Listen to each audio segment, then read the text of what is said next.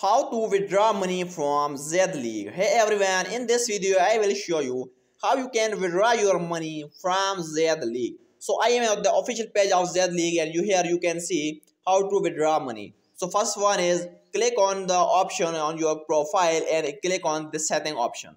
When you click on setting option, then you will get the option called cash out. So just simply click on this cash out. Then the third one is just verify your identity, verify your withdrawal, and just simply withdraw your money. So now I will go and show you how you can do this on Z League app. So just open your Z League app. When you open this, at the top right side, just click on your profile.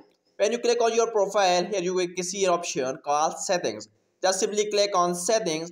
When you click on settings, here at the top you will find your payment. You will find your money to withdraw. If you have sufficient money to withdraw, then below your money you will get an option called cash out. As I don't have enough money, so I don't have this cash out option. But if you have money, you will get an option called cash out just below your money. So just simply click on cash out option. When you click on cash out, just verify your withdrawal. When you verify your withdrawal, then your payment will be cash out. So this is a way how you can withdraw money from Z League.